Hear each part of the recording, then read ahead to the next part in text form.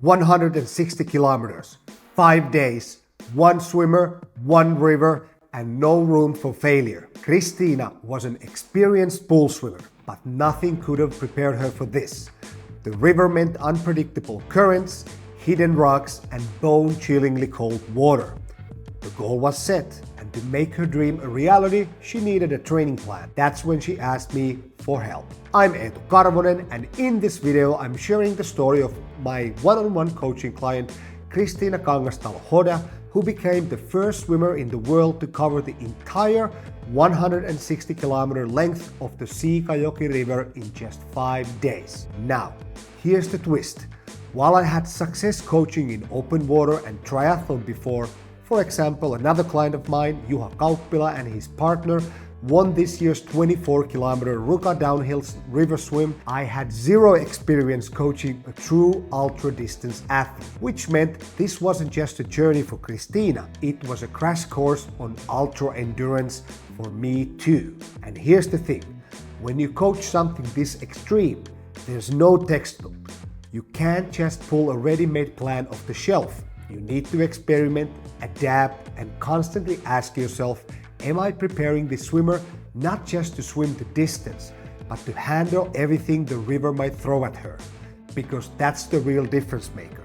And if you want to dive deeper into the principles I use in all my coaching, grab my free ebook, Training Principles for Master Swimmers, and you'll find the link down in the description. And before we dive into the training and the challenge itself, let's step back for a second. Who is Kristiina? Because understanding her background as both a swimmer and as a person is the key to understanding just how remarkable this achievement really was. I am 47 years old entrepreneur from Loimaa. I am nurse by education and work in patients care for over 20 years. Until last year when I chose to follow my passion for swimming and became a part-time professional coach. I also run sports and health related business when I try to guide people to wellness and fitness. And when did you start swimming? Can you just give like an overview of your competitive history? I have lived my entire childhood and youth by the river, always loving water and swimming a lot. However, it was only through my daughter's swimming hobby that I became more interested in swimming with proper technique. About 8 years ago, I started training with the Loimaa swimming club. That's also when I stepped into the world of competitive swimming myself. And it was fun. Swimming began to interest me more, studying everything about on my own. I trained further and I stay with your camps and swimming clinics, read and learned more. And that's the path I'm still on. I have always been kind of diesel engine, 800 free, 1500 free, 200 fly, all the stuff that other master swimmers actively avoid. And for a few summers I have been really into open water swimming, competing a bit but mainly just enjoying swimming long distances in nature. Why did you choose to swim 160k? What was the original goal behind that? Because from my point of view, like you said, I've known you for years, probably closer to a decade now, almost from the beginning when you started swimming, and then all of a sudden you're telling me that you want to swim 160k in a river. Idea came to me in the winter of 2024 and I can't really explain why or where it came from. I had never thought of doing anything like that before, but the thought kept circling in my head and I started wondering if I could actually do it. What fascinated me was that the Siikajoki River is my home river and therefore very dear to me. I wanted to know what the river is like from start to finish. In May 2024 I decided that I would do it, little over a year later. And my father encouraged me, but he passed away that autumn and the project gained a new purpose. I wanted to swim in his honor too. Once I got involved in Kristiina's training, even before I was officially her coach, I was intrigued. How do you even prepare someone for ultra-endurance events? Beyond the obvious stuff of swimming a lot and learning the most energy-saving and efficient technique, what does the training really look like? Because it's not the polar opposite of pool training, but it's very close. Almost a different sport altogether. Because here's the truth. In an ultra-distance performance like this, speed barely matters. Kristiina was already fast enough to cover 30 kilometers in a day, but the real question was, could she sustain that pace for hours on end and then wake up and do it again the next day? And while I had a rough idea for training, I didn't want to rely purely on my hunches. So I did what I always do. I studied the literature on extreme endurance. So I went back to the books and research papers, and I've linked the book list in the description if you want to explore the same resources I used. And for a few weeks, I immersed myself on how the body adapts when it's pushed to the very edges of endurance. And here's what became clear. The body can be coaxed into doing almost anything. The real training isn't for the muscles, it's for the mind. Not in the traditional sense of performance psychology, but in teaching the brain how to think and feel inside an effort that lasts more than 10 hours day after day. Think about it. You're not just pushing through a brutal mindset in practice, but covering a full training week in a day, 5 days in a row. The body will survive, but the bottleneck is always the brain's willingness to keep going. And that's what ultra endurance really is. Convincing yourself that you can always do one more hour and then one more after that until you've done something that looks impossible from the outside. And the surprising part, Kristiina's biggest progress didn't come from piling on endless meters. It came from structuring her training in a way that made success nearly inevitable, even on the messy days when life got in the way.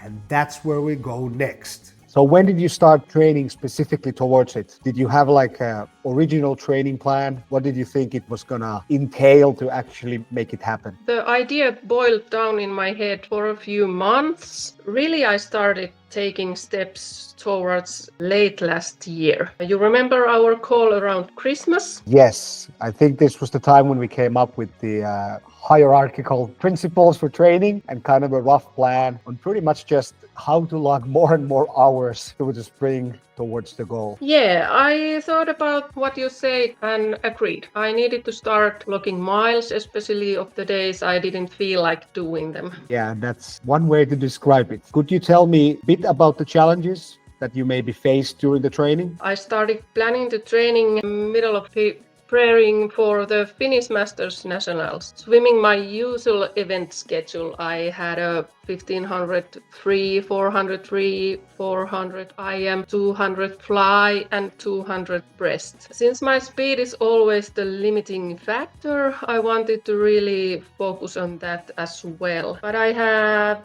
had very limited time for training, coaching my business and just running the household, stuff like that. That's one of the reasons why I called you. I wanted someone from the outside to tell me what to do and keep me accountable. And I'm very glad you did. Even though I am not an expert on endurance swimming, at least on this magnitude. And I think your experience in coaching, I think you could have figured out it by yourself as well. Yeah, but it's not the same. It's different when it comes from someone else. Since my goal was so extreme, I really thought I would have to train even more, push through the stress, the pain, the usual endurance lore in Finland. Yeah, I get it. And that's kind of how I felt my role was. I hate to say that I was the voice of reason, but what I was trying to explain to you at all times is that it's not what's happening at the immediate moment, but what happens in the next 2, 3, 4, 5 months as an average that actually matters. And then digging yourself into this kind of a training grave in March when your actual goal is in July is kind of the worst idea ever that you could do. Yeah, and it's very hard to understand that in the moment. At least I tended to panic if life got in the way. It feels like it's direct subtractions from the race. We knew the training process wouldn't be optimal in the rigid sense of the word. There were going to be days when Kristiina couldn't get to the pool or when her schedule just didn't allow for a full practice. So instead of chasing perfection, we built a hierarchical, principle-based plan. At the base of the pyramid was training volume. measured in hours of exercise per week. That was, of course, the foundation. Right from the start, we knew the plan wouldn't be followed with 100% accuracy. And that's the reality for most of my master swimmers clients as well. The real question wasn't can we be perfect, but rather how can we keep driving the process forward even when life gets in the way? And that's where hierarchies within hierarchies came in. To build swimming specific endurance, of course swimming is the best option. There's no debate. But, and this is crucial, that doesn't mean other forms of exercise are useless.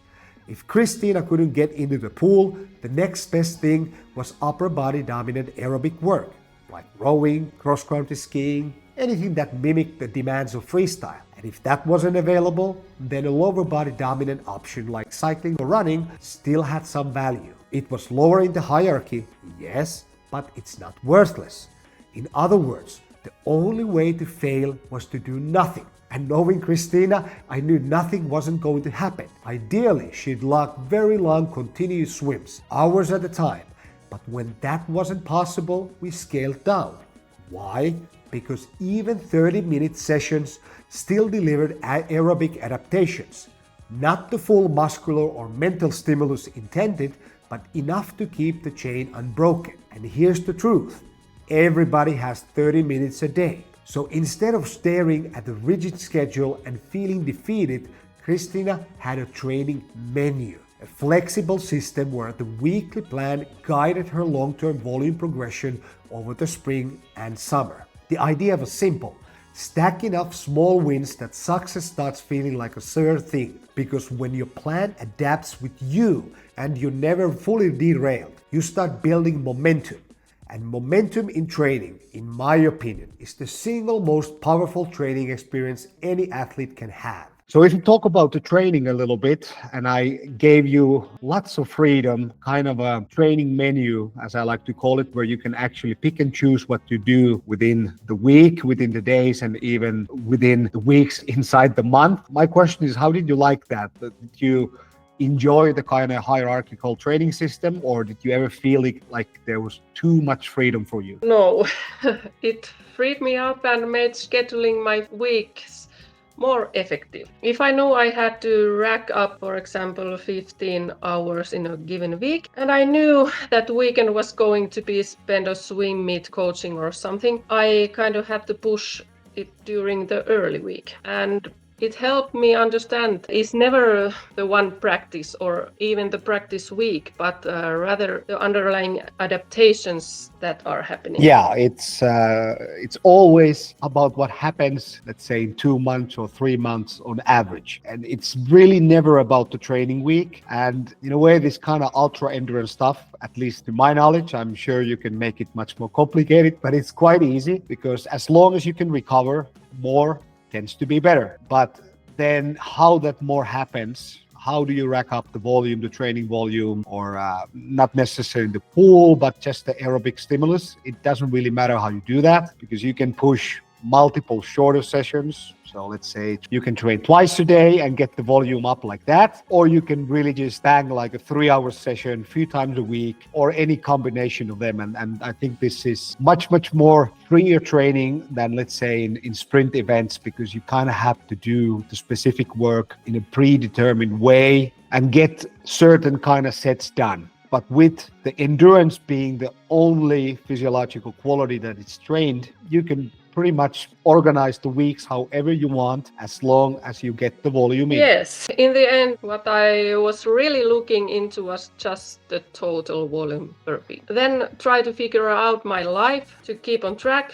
sometimes ending up doing 3 or 4 hours workouts in the weekend. In the end, I think those sessions, again, specifically for your goal, are the most important, because while it does seem from the research that you can improve your endurance fitness with considerably less volume, or let's say doing shorter sessions, but when you're getting ready to swim plus 10 hours a day, whatever you did, there's a very big difference between the transfer from just doing 1 hour workouts, even if you do 10 of those, when you compare it to, let's say, a 4 hour swim or something that, from my perspective, sounds absolutely insane. But again, you had to do. Those prepare the mind. I think a big part of this was the mindset that I could do it. And I think this is a fact of any kind of training. So if you're a sprinter, you're kind of pursuing your head to allow you to swim faster. But in the endurance world, it's the same thing. You're just kind of showing your brain, showing your mind that this is possible. I can swim 4 hours and I can swim 3 hours the next day. Maybe I could do 8 hours, and you're just gently coaxing your mind to accept the fact that, yes, I'm actually going to do it and my body can do it. Once the plan was made as simple as possible, designed in a way that made success almost guaranteed, my role as a coach shifted. It wasn't about writing fancier sets. It was about removing limiting beliefs and reminding Kristiina about the reality of the challenge. Because here's the thing, once you truly accept what's coming, you can stop worrying about the big picture. You can focus only on the next hour, the next 100 meters, the next stroke. And when you do that long enough, something extraordinary happens. What first felt impossible suddenly becomes normal. And now, let's be real, this was going to be tough. To finish the challenge, Kristiina was going to have to swim 12 or sometimes 13 hours a day. That meant the training process had to be tough too. But here's the paradox. You're not just training the body, you're training the mindset of normalizing suffering. And that's why ultra swimming is as much of a philosophy as it is a sport. Because resilience or mental toughness, whatever word you want to use, is really just a general adaptive trait. Every setback you resolve makes you better at handling the next one.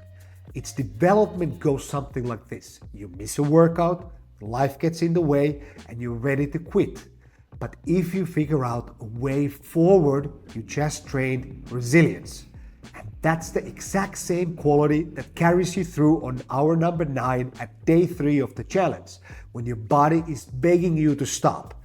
And while yes, you need the fitness, I honestly believe physical conditioning is the easy part.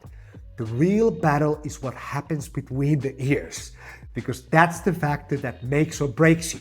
This is also where the difference between pool swimming and ultra distance swimming really shows up. In pool swimming, especially in sprinting, we avoid survival mode at all costs. The whole goal is to thrive in the set, to be faster than you were last time.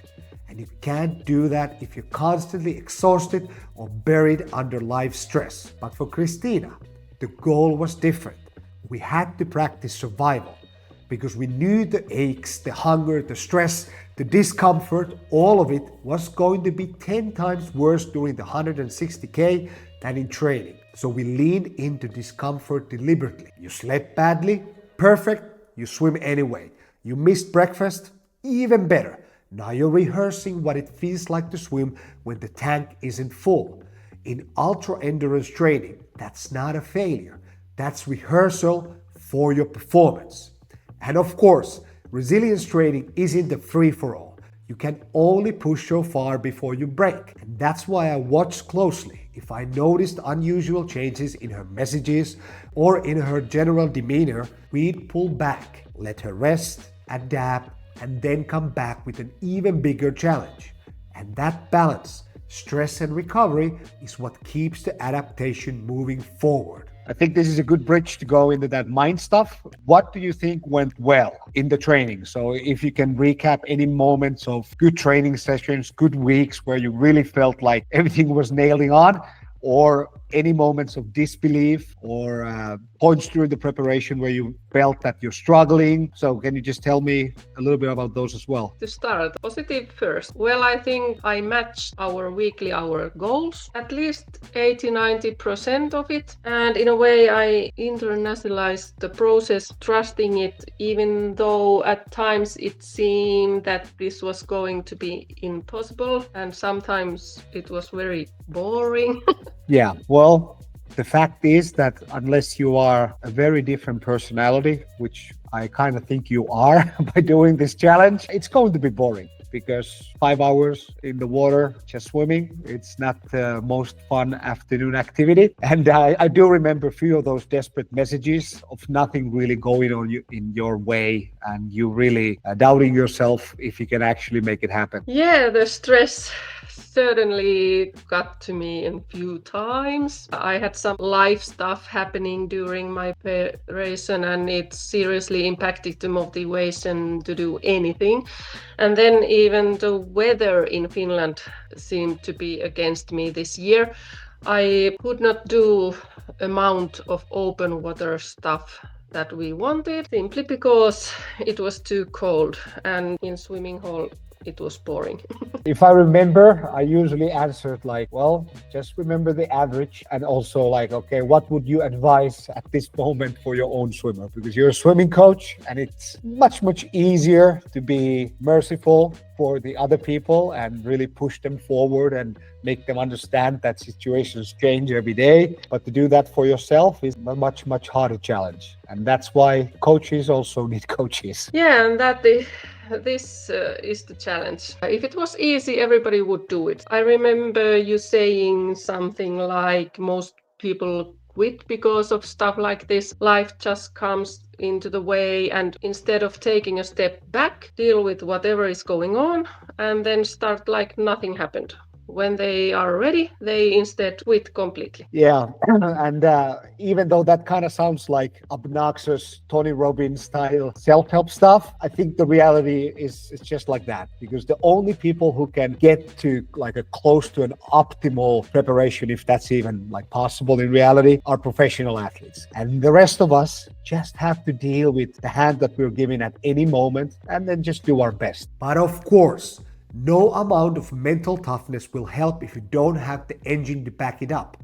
And while we know that higher intensity training can create many of the same adaptations as longer, easier work, in Kristiina's case, we had to respect the actual demands of her event. So it was going to be long, slow distance. So the preparation had to reflect that, not only physiologically, but also technically.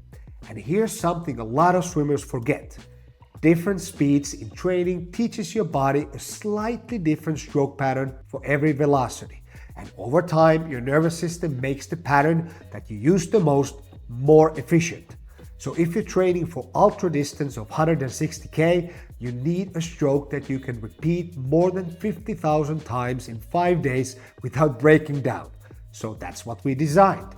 Even though Kristiina's freestyle was already optimized for distance swimming with a 2-beat kick and all, we made some key changes. We cut out the glide at the front of her pool because that region shape put extra pressure on small muscle groups, and we stripped away the end push of her arm before recovery. Instead, we built a continuous, never-ending pool.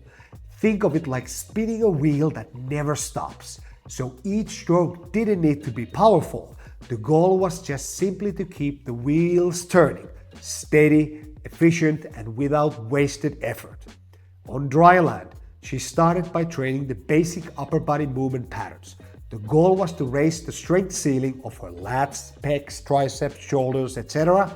Because if these muscles are capable of much higher force production than you ever need in the water, then repetitive use doesn't break them down as easily. Stronger tissues equals resilient tissues. But as her swim training volumes were pushed higher and higher towards the summer, we dialed the gym work to maintenance. And by the end, we focused almost entirely on external rotation work to keep the shoulders balanced. And apparently, it worked. Of course, she was hurting during the swim. How could she not? But there was never a point in the entire 160 kilometers where pain in the shoulders threatened to end the attempt. And that's a huge coaching win, because in ultra endurance, pain is unavoidable. But actual tissue injury, that would mean failure to finish. And the way we balanced training meant Kristiina could carry the pain without it ever turning into a thing that ended her swim. Can you tell me, like, how did you get ready for the cold, or in general to the unknown of stuff of the open water, and just being able to go against that boredom or the general misery that was gonna come through swimming plus 10 hours per day for 5 days? We have a small cold pool at our swimming pool here. After each practice, and sometimes when I was coaching at the pool, I dip in and just try to be there as long as possible. And I got to say, I didn't really feel like I improved, only a little. I did in open water where pure misery was when I when I swim in open water and it was cold. So Yeah, but you still did those sessions in the open water almost as long as it was supposed to do. yeah, 2 hours was maximum, not 4 hours. I cannot do it.